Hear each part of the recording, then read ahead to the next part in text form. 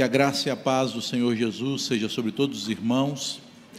Filhinhos, abramos a palavra de Deus no Evangelho do nosso Senhor, segundo escreveu o apóstolo Mateus, capítulo 5. Evangelho do Senhor Jesus Cristo, segundo Mateus, capítulo 5. E ali nós leremos a introdução do Sermão da Montanha, versículos 1 e 2.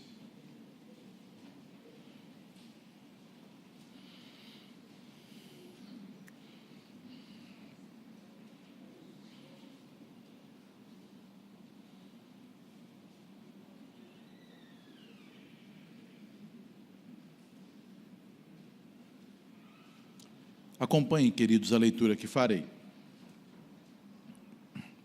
Vendo Jesus as multidões, subiu ao monte, e como se assentasse, aproximaram os seus discípulos, e ele passou a ensiná-los, dizendo: Meus queridos irmãos, estamos agora num ponto extremamente importante deste Evangelho segundo Mateus, pois este é o primeiro dos 5 sermões que foram registrados pelo apóstolo e evangelista, nos quais o Senhor Jesus nos explica a respeito do Evangelho do Reino. Como nós podemos ver no versículo 23, Jesus percorreu todas as vilas e cidades da Galileia, pregando e ensinando a respeito do Evangelho do Reino.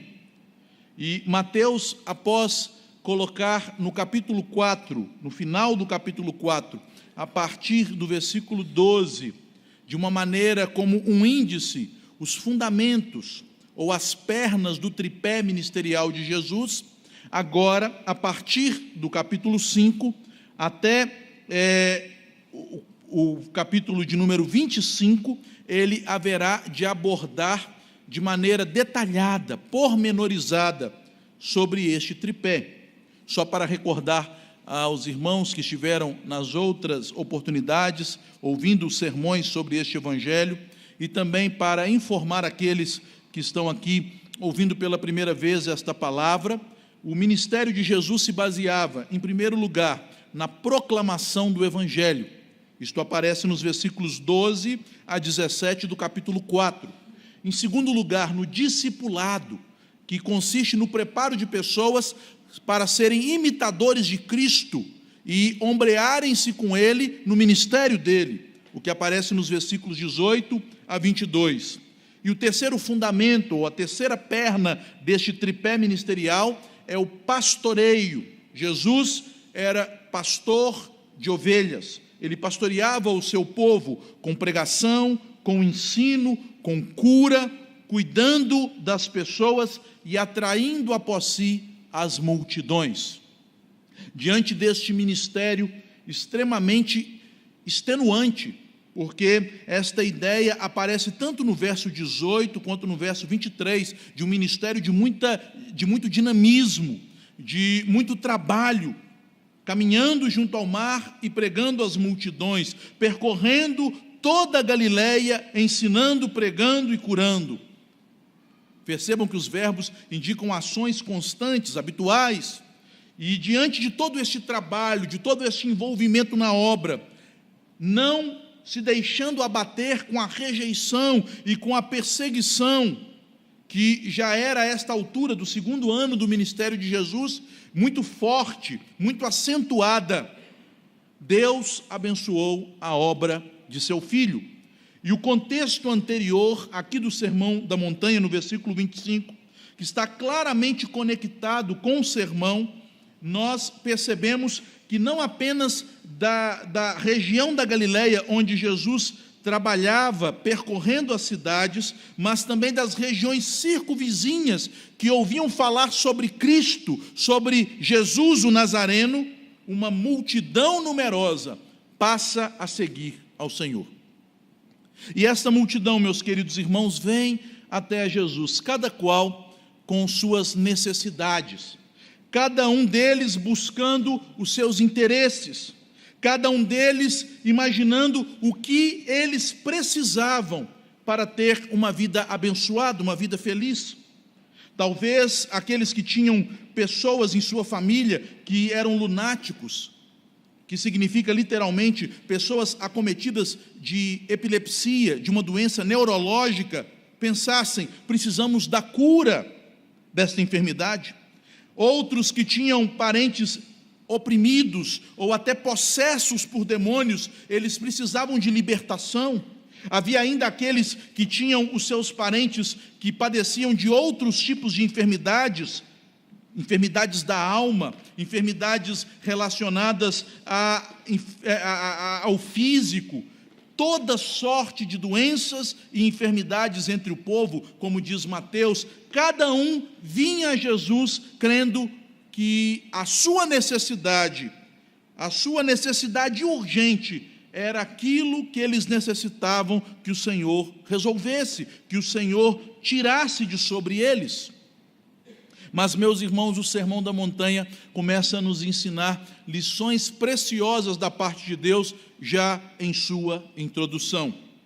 Na verdade, Jesus é o nosso médico, e quem dá o diagnóstico, quem receita o remédio, é o médico, não é o paciente. Os profissionais de saúde devem se incomodar muito com aquelas pessoas que já vão para uma consulta depois de terem lido algumas informações no Google e já chegam fazendo o diagnóstico e só faltam assinar o receituário. E, infelizmente, muitas vezes nos comportamos assim quando nos apresentamos diante do nosso Deus e do nosso Salvador Jesus Cristo.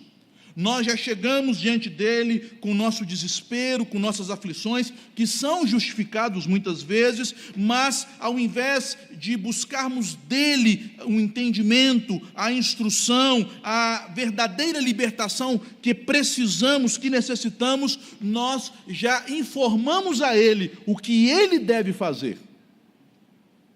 Jesus está diante desta multidão, uma multidão que lhe dava extremo trabalho, que o exauria, uma multidão ávida por milagres e por sinais. No entanto, o nosso Senhor é compassivo, e o contexto anterior nos mostra que mesmo diante daquela multidão de muitas pessoas que desconheciam totalmente as promessas do Antigo Testamento, tendo em vista que eram gentios, que não sabiam da salvação de Deus, e nem mesmo de que aqueles sofrimentos que as acometiam eram consequência da queda e do pecado, diante daquela multidão, nós sabemos, Jesus se compadeceu.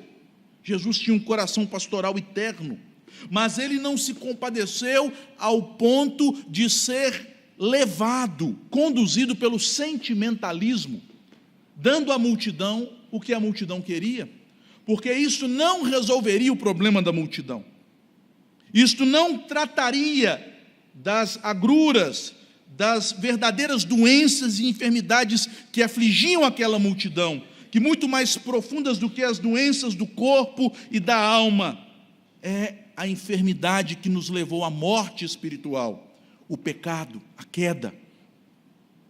Portanto, meus irmãos, a entrarmos neste primeiro de 5 grandes sermões que são narrados pelo apóstolo e evangelista Mateus, nós temos aqui Jesus dirigindo-se aos seus discípulos, tendo em vista o trabalho árduo que haveria de ser feito para com as multidões, de maneira que essas multidões fossem verdadeiramente curadas, fossem de fato abençoadas, se tornassem pessoas transformadas pela graça e pelo amor de Deus e experimentassem paz em suas vidas.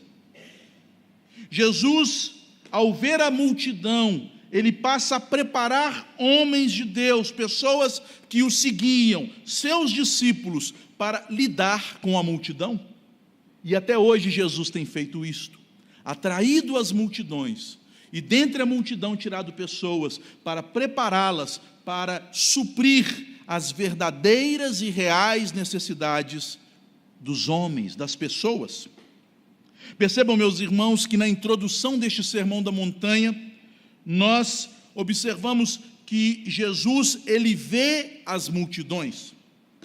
O verbo ver na língua portuguesa tem vários sentidos e acepções, mas não é assim na língua grega. A língua grega tem vários verbos distintos para a ação de ver.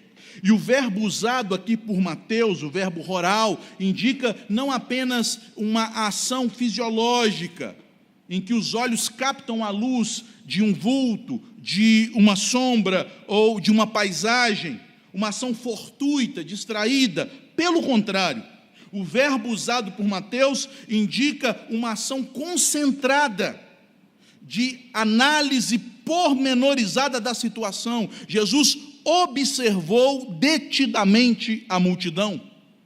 Jesus olhou para aquelas pessoas. Não podemos falar isto porque não está neste texto, mas fazendo aqui uma ligação com outras partes da Escritura, nós podemos inferir isto. Ele as observou com compaixão, com misericórdia, mas ele viu a real necessidade da multidão. Enquanto a multidão pensava que suas necessidades estavam apenas circunscritas aos problemas desta vida, deste mundo, questões de problemas familiares, questões de problemas com enfermidades, de problemas com opressão do maligno ou coisas desta ordem, Jesus viu profundamente a multidão para identificar o que de fato eles precisavam. E ao ver a multidão, Jesus não se coloca diante deles para curá-los, através de milagres e sinais de curas, mas ele coloca sim para curá-los, através da palavra de Deus, que cura, que restaura a alma. Ele observa, ele vê, ele faz o diagnóstico, ele conhece a real situação do povo, e é neste contexto que ele haverá de proferir este maravilhoso sermão, este grandioso sermão, o Sermão da Montanha, no qual nós somos instruídos sobre como vivermos a vida no reino de Deus. Ou, conforme nos diz John Stott, um sermão que nos fala sobre o cidadão do reino, o seu caráter e a sua missão. Como sermos transportados de um mundo totalmente quebrado pela queda, de um mundo totalmente marcado pelas consequências terríveis do pecado, para o reino do Filho do seu amor.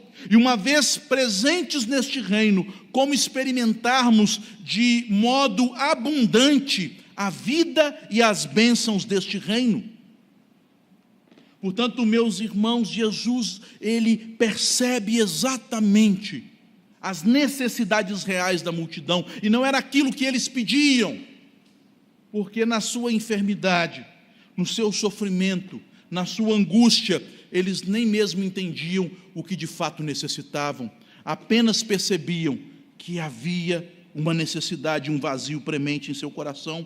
Jesus vê as multidões, e ao invés de primeiramente dirigir-se às multidões, para tentar sanar os seus problemas imediatos, Jesus não vai a eles, Jesus se afasta deles. Às vezes Deus faz isso conosco, não é verdade? Nós colocamos tanto uma causa diante do Senhor, e ao invés do Senhor resolver aquela causa, parece que Ele complica mais um pouquinho as coisas, nos coloca em situações um pouco mais difíceis, para que aprendamos que não só de pão viverá o homem, mas de toda a palavra que procede da boca do Senhor, para que paremos de tentar arrastar o Senhor para a nossa situação, e sim, nos elevemos à presença dEle, pensando nas coisas lá do alto, onde Cristo está. Obviamente, meus irmãos, que não podemos alegorizar o texto. O monte é um monte literal, muito provavelmente um monte da região da Galileia, um monte verdejante, próximo àquele lago chamado Mar da Galileia, em que Jesus se afastou das multidões, mas o afastamento das multidões e a aproximação dos seus discípulos demonstram que, ao observar a necessidade do povo, Jesus percebe, Jesus, ele ratifica que estas necessidades só poderiam ser verdadeiramente curadas com ensino e discipulado. Meus irmãos, as pessoas que vivem os problemas decorrentes do pecado, elas serão curadas uma vez após outra, e a cada problema que nós resolvemos, o homem pecador arruma mais 3, 4, 5, e como pastor eu falo com conhecimento de causa. Enquanto o coração do homem não é transformado, enquanto o pecado não é perdoado pelo sangue de Cristo, e a vida é controlada pelo poder do Espírito, nós resolvemos problema atrás de problema, sem resolver o verdadeiro problema. Vendo as multidões, Jesus sobe, Jesus vai ao monte, Jesus passa a discipular, Jesus passa a ensinar. Ele não veio para resolver os seus problemas cotidianos, as suas lutas comuns da vida. Ele não veio para te dar uma pequena satisfação com uma solução momentânea daquilo que te aflige, daquele calo que aperta o seu pé. Não, ele veio para fazer algo muito maior. Ele veio para te dar paz de alma. Ele veio para te aproximar de Deus, Ele veio para te reconciliar com o Pai, Ele veio para te ensinar a andar nos passos dEle, tornando cada um de nós seu discípulo e nos fazendo seus imitadores. Ele veio para nos transformar pela sua graça, para que assim como Ele é, sejamos nós também. Já falamos em outra oportunidade, quando tratamos do discipulado, que o discipulado é uma forma muito particular, muito peculiar de ensino. Não é apenas a transmissão de informações, visando um conhecimento intelectual ou prático em determinada área. Não, o discipulado se dá pelo convívio, onde a apostila, o livro de conhecimento é o mestre que nos ensina, e o alvo do aprendizado é ser como o mestre é. Jesus subiu e chamou os seus discípulos, e ele se assentou. Na tradição rabínica, o assentar-se significava que o rabino estava agora preparado para ensinar. Jesus se coloca numa posição de mestre, de guia, colocando em torno de si os seus discípulos, para que estes pudessem observá-lo, mas acima de tudo, para que estes pudessem ouvi-lo atentamente. Quantas vezes, queridos irmãos, nos aproximamos de Jesus somente querendo que Ele nos ouça, e Ele nos ouve. Eu disse isto ontem numa igreja em que eu preguei, que Deus, Ele sabe ouvir, porque se você disser para este pastor: pastor, eu preciso que o senhor me ouça todos os dias, até o final do ano, 1 hora por dia, eu vou ter que falar não.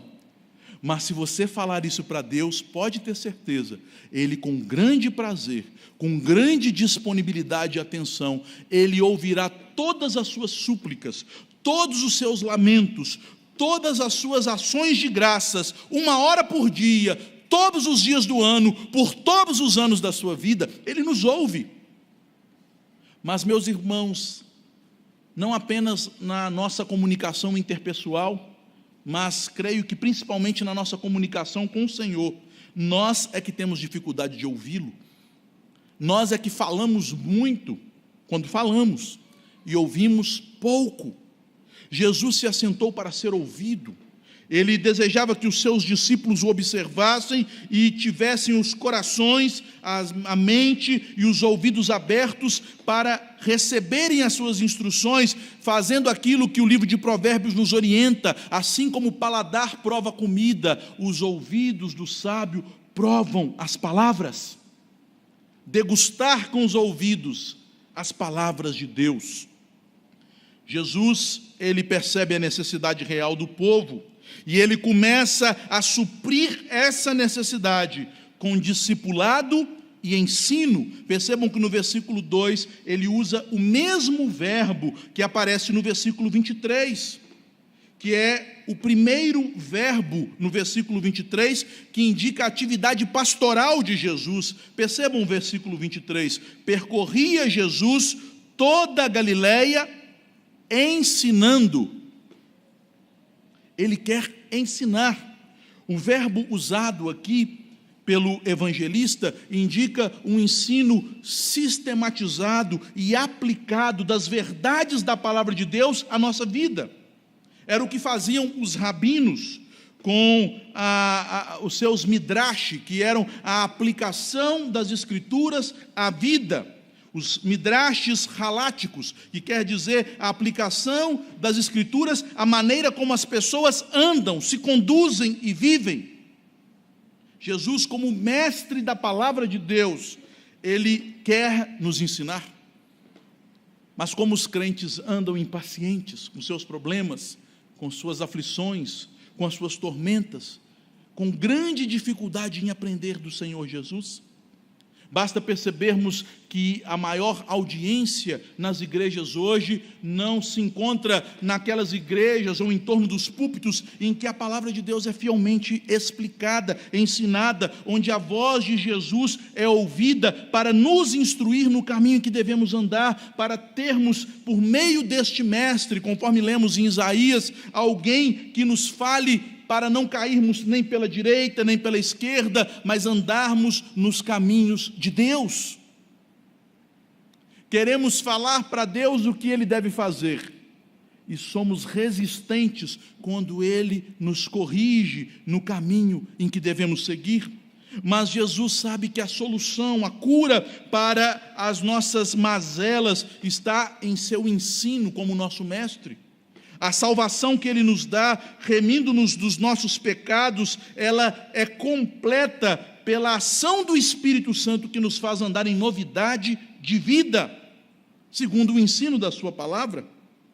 É por esta razão, meus irmãos, que devemos evitar 3 erros muito comuns na interpretação deste Sermão da Montanha.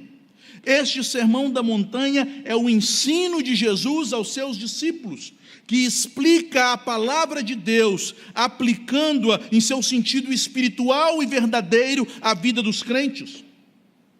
É por isso que uma visão puramente ética do Sermão da Montanha, como fizeram os teólogos liberais no século XIX, vendo no Sermão da Montanha um panorama ético do cristianismo que deve ser aplicado em todas as áreas da sociedade, baseando neste sermão com uma interpretação ridícula e falsa, principalmente bandeiras da esquerda política, o pacifismo, da outra face, e outras ideias ligadas a uma visão ética e política. Esta interpretação é incorreta. Este sermão não é para os homens em geral. Este sermão não fala de ensino para as pessoas na sua vida na sociedade, mas este sermão é para o discipulado. É para aqueles que já foram alcançados pela graça de Cristo, que se aproximaram deles pela obra do Espírito Santo em seu coração e que agora serão instruídos pelo Mestre, porque já tiveram os seus ouvidos abertos e o seu coração transformado para entender e praticar a palavra de Deus. Não é uma ética para os homens, é uma ética do reino, dos crentes. Devemos, portanto, nos livrar dessa interpretação liberal. A outra interpretação ou erro de interpretação deste sermão é colocado pela teologia dispensacionalista, daqueles, para quem não ouviram o termo, mas talvez conheçam o que seja essa teologia pelas suas ideias, é daqueles que dizem que haverá um milênio literal, onde Jesus haverá então de reinar 1000 anos. E já que este sermão é um sermão do reino, esta ética do reino só será válida e aplicada no milênio. Meus irmãos, Jesus não disse assim: eu digo estas palavras para aqueles que haverão de reinar comigo no milênio.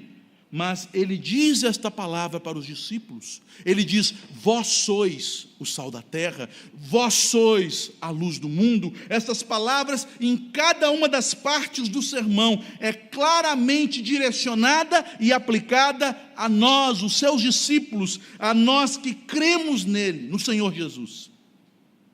Portanto, a ideia dispensacionalista de que este sermão não fala para a igreja hoje, também deve ser totalmente rechaçada. E em terceiro lugar, há uma ideia de que o sermão aponta para uma ética impossível. Quantos são as pessoas que interpretam o sermão da maneira como os fariseus interpretam a Bíblia? pegando partes isoladas do Sermão da Montanha, sem entender o seu contexto, sem entender o seu chamado espiritual profundo, sem entender que todo o sermão está ligado às bem-aventuranças da graça de Deus, e tornam um sermão em uma série de ordenanças legalistas e mais pesadas do que a lei de Moisés, e portanto impossível de ser praticado. Irmão, você já deu a sua túnica? Já deu a sua capa? Já andou a segunda milha? Ofereceu a outra face? E por aí vai, pegando partes isoladas do sermão, sem a compreensão do porquê Jesus fala aquelas coisas naquele contexto, e as aplicando como simples regrinhas legalistas. Não, meus irmãos, o Sermão da Montanha não pode ser considerado uma ética impossível, que nos foi dado apenas para apontar o nosso pecado e incapacidade em praticar a palavra de Deus, e a nossa necessidade única de apenas recorrer à graça, porque por este sermão estamos fulminados. Um grande escritor russo, chamado Leon Tolstói, ele tentou interpretar este sermão como uma série de preceitos legais e éticos que deveriam ser aplicados literalmente. Tolstói era filho de uma família nobre e rica da Rússia pré-revolucionária, e conforme contam os historiadores, sua mulher teve que entrar contra ele na justiça para poder declará-lo incapaz, pois ele vendia todas as propriedades da família e distribuía aos pobres. Tolstói formou uma comunidade de discípulos que deveriam viver à risca todas as injunções e preceitos do Sermão do Monte, como se este fosse uma nova lei. Assim como Moisés tinha dado ordenanças e mandamentos para Israel, agora Jesus dá uma nova lei ao povo do Novo Testamento. Sabemos, meus irmãos, que não podemos cair nesta linha fanática, como infelizmente caiu uma pessoa de uma inteligência tão brilhante como Leão Tolstói. O Sermão da Montanha também, além de não ser um padrão de moralidade para os homens comuns, nem mesmo uma ética ou um sermão para aqueles que viverão num reino supostamente milenar, muito menos uma ética impossível. O Sermão da Montanha não é nenhuma destas coisas, mas ele é a palavra de Cristo Jesus para os seus discípulos, para ensiná-los, para instruí-los a como viverem como Cristo viveu, a como serem como Cristo é, a crescerem na graça de Deus, a exercitarem esta graça, recebendo-a dos céus e compartilhando-a com seus irmãos.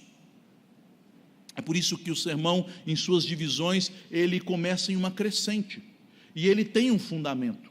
E o fundamento do sermão, meus queridos irmãos, são as bem-aventuranças, que haveremos de observar numa próxima semana.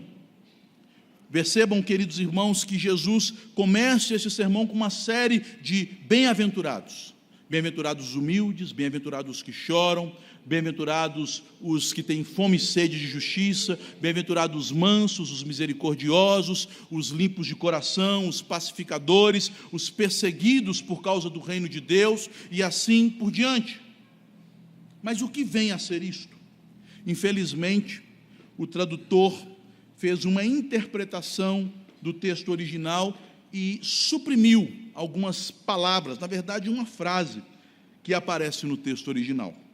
No versículo 2 está escrito assim no texto grego: e abrindo a sua boca, passou a ensiná-los, dizendo. E eu conferi, ela está tanto no texto chamado massorético, quanto no texto Nestlé Aland, ou Westcott Hort, para aqueles que entendem de manuscriptologia e textos gregos. Nos textos todos do Novo Testamento, esta frase aparece: e abrindo a sua boca. O tradutor pensou que foi apenas uma redundância, uma repetição, um circunlóquio, não necessário ser traduzido, quando de fato este abrindo a sua boca nos mostra para o real sentido deste sermão e do seu alicerce, dessas bem-aventuranças. Porque Jesus é aquele que abriu a boca dos profetas. Conforme nos diz o apóstolo Pedro em sua carta, os profetas profetizaram pelo Espírito de Cristo que neles estava. Foi Jesus que os encheu do seu Espírito, foi Jesus que os encorajou com força e com poder, foi Jesus que queimou os lábios impuros, tal como de Isaías, e capacitou os profetas a comerem um rolo como Ezequiel, para falarem a sua palavra no Antigo Testamento. O Espírito de Cristo, que é o Espírito da profecia, conforme nos diz o apóstolo João em Apocalipse, agora este Espírito não precisa mais de mediadores, de interlocutores humanos, meramente humanos e pecadores, porque o próprio Verbo, a palavra de Deus, abriu a sua boca. Aquele Verbo que, quando abriu a sua boca, disse: haja luz, e tudo foi feito. Este Verbo abriu a sua boca para te abençoar e para te capacitar a ser um discípulo de Jesus.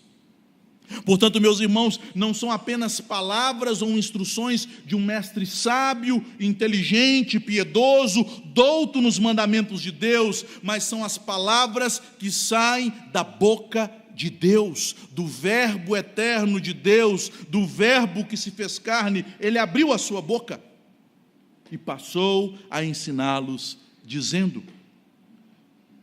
R.C. Sproul, comentando as bem-aventuranças, declara que a mensagem dos profetas, quando eles abriam a sua boca para trazer uma mensagem da parte do Senhor, uma profecia da parte do Senhor, eram chamadas de oráculos. E nós já vimos esta palavra, oráculo do Senhor, no Antigo Testamento. E estes oráculos se dividiam em dois tipos. Haviam a mensagem profética de juízo e julgamento, os oráculos de juízo, e geralmente eles começavam com ai. E Jesus muitas vezes abriu a sua boca e disse: ai de ti, Corazim, ai de ti, Cafarnaum, ai de ti, escriba e fariseu, hipócrita. Mas aqui Jesus está falando para aqueles que creem nele, para os seus discípulos: e sobre nós não há mais juízo, pois o juízo que deveria ser derramado sobre nós, o nosso Senhor, aquele que é a boca de Deus, que criou todas as coisas, ele levou a ira de Deus sobre ele na cruz.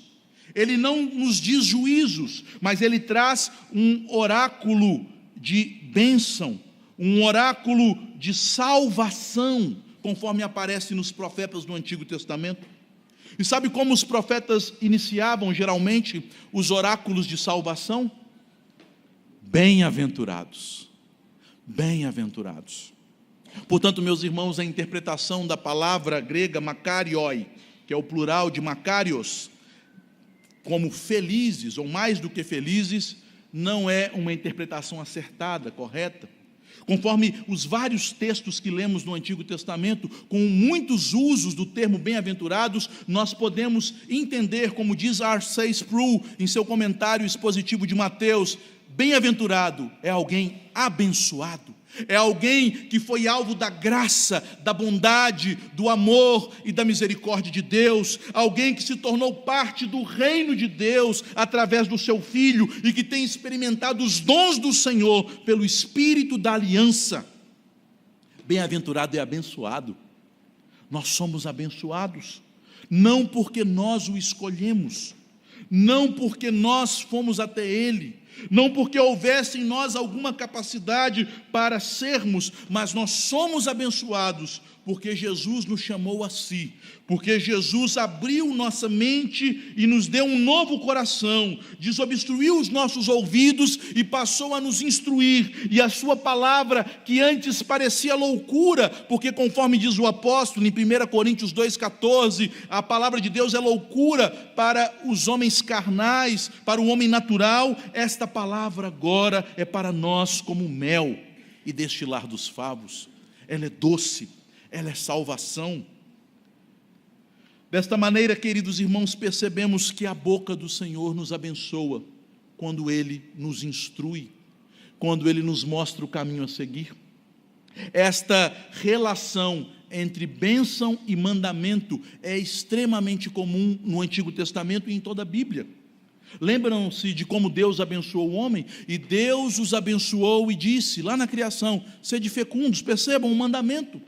A bênção do Senhor, a graça que nos alcança, é sempre seguida do mandamento que nos capacita a viver uma vida boa, abençoada, feliz, que glorifica ao Pai e que manifesta a bondade dele aos homens. Portanto, ao ensinar os seus discípulos a serem como Ele é, Jesus os está abençoando.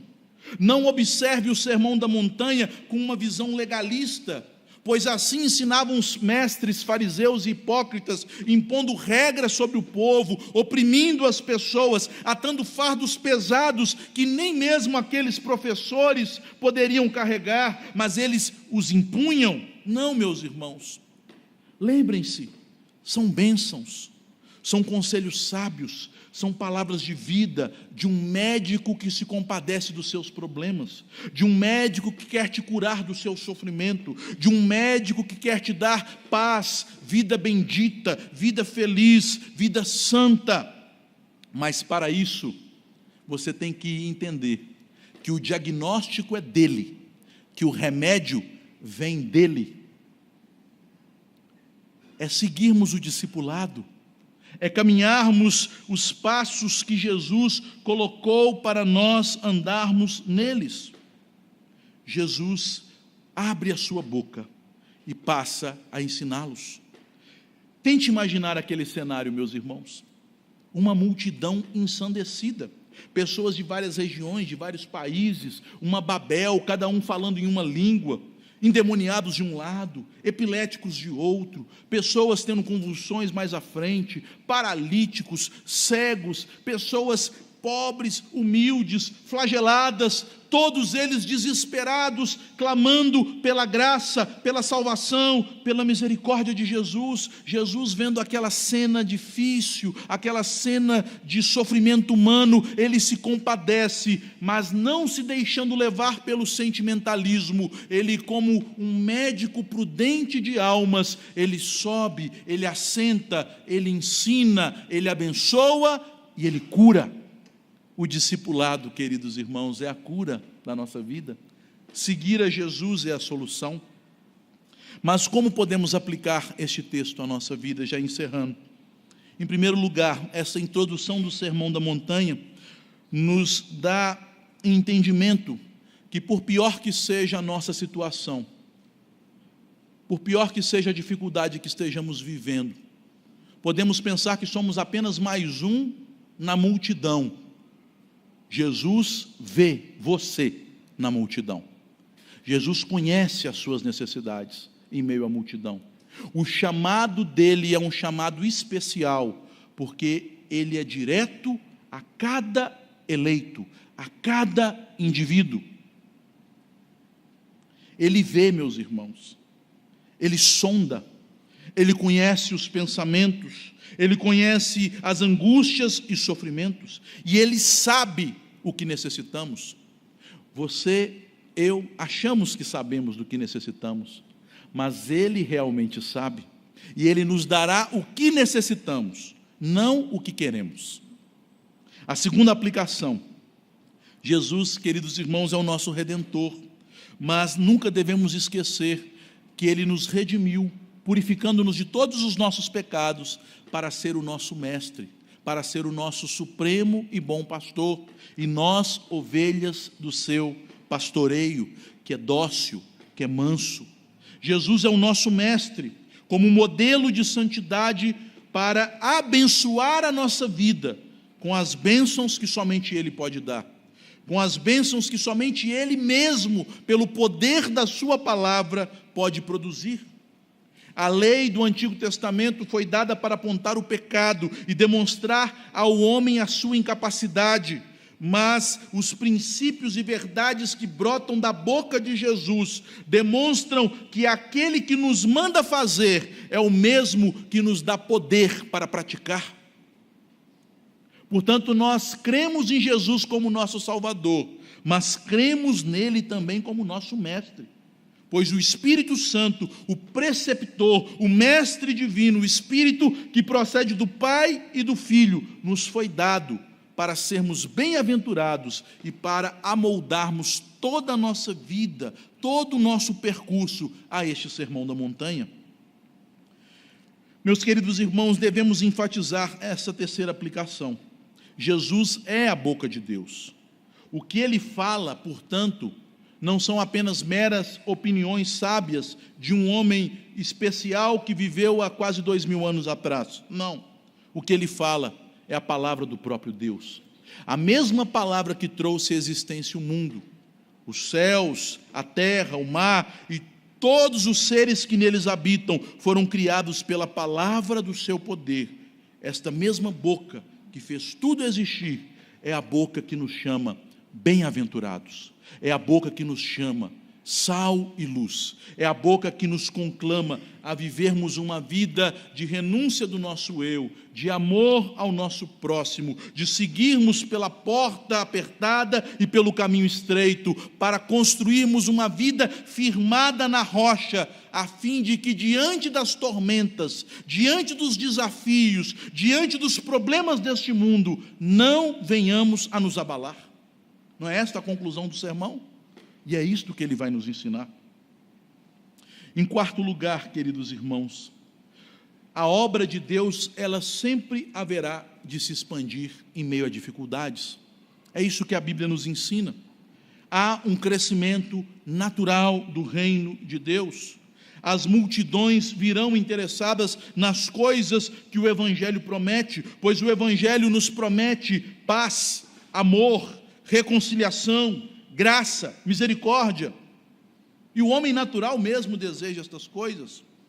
Mas devemos entender que o crescimento da obra, como Cristo nos ensina nestes 2 versículos, deve ser seguido pelo ensino e pelo discipulado. Infelizmente, as igrejas às vezes têm inchado e não crescido, porque as multidões vêm com seus problemas, e nós ficamos como loucos tentando suprir os problemas da multidão, ao invés de ensinarmos e discipularmos as pessoas para que elas andem com Jesus, para que Jesus, entrando na vida delas, as ensinem a serem abençoadas, bem-aventuradas. Sem ensino e discipulado a igreja incha. Com ensino e discipulado a igreja cresce, cresce em graça, cresce em santidade, cresce em comunhão, cresce em testemunho do verdadeiro Evangelho. E, finalmente, meus irmãos, todos os ensinos do Sermão do Monte, se nós entendermos de fato o que Jesus está nos dizendo com cada figura, com cada hipérbole, com cada frase e palavra que são colocadas neste sermão, todo o ensino corretamente entendido deste sermão é para cada um de nós, para os discípulos. Não olhe para o Sermão do Monte como princípios, mandamentos, injunções impossíveis de serem praticados, porque não é isso que Jesus está falando. O que Jesus está nos ensinando aqui, que todos estes ensinamentos e palavras que ele diz aos seus discípulos são a vida dos filhos de Deus, são o caminho de bênção para aqueles que entraram pela graça em seu reino. É por esta razão, meus irmãos, eu não vou ser tão detalhado como Lloyd Jones, que pregou esse sermão da montanha em 60 sermões dominicais, em quase 2 anos, e aqueles que quiserem saber dos sermões de Lloyd Jones, existe um livro da editora Fiel, que transcreve todos os sermões de David Martin Lloyd Jones, pastor do século passado, do século XX, na Capela de Westminster, em Londres, que são sermões maravilhosos, abençoadíssimos sobre o Sermão da Montanha. Eu não vou chegar a tanto, mas eu imagino que em torno de 30 sermões nós teremos para aprendermos o que é uma vida abençoada, o que é uma vida de um filho de Deus que caminha como discípulo do Senhor Jesus. Veremos que esta vida procede da graça, por isso ele nos chama de bem-aventurados, que esta vida nos chama a um relacionamento com o mundo, no qual no mundo nós somos bênção para o mundo, pois os homens haverão de observar nossas boas obras e glorificarão o Pai. Uma vida em que a lei de Deus é praticada e aplicada no coração, e não apenas em formalismos ou legalismos externos, conforme o capítulo 5 nos ensina, de maneira que pela promessa de Deus seremos cada dia mais aperfeiçoados. Uma vida em que nos aproximamos da comunhão com o Pai, conforme está no capítulo 6, pela vida piedosa, vida de amor ao próximo, de oração e de renúncia da carne, e ao mesmo tempo uma vida de afastamento do mundo no coração, na mente e na nossa conduta. E finalmente, uma vida que nos chama a ser criteriosos, a discernir os caminhos, os tempos, a escolher aqueles guias que nos ensinam a palavra de Jesus e a andarmos na prática desta palavra, para que finalmente sejamos como homens e mulheres, servos de Deus prudentes, que cavaram fundo na areia e construíram sua casa na rocha, na palavra que sai da boca de Jesus. Que o Senhor nos abençoe nesta maravilhosa, nessa bendita jornada que faremos doravante neste Sermão da Montanha.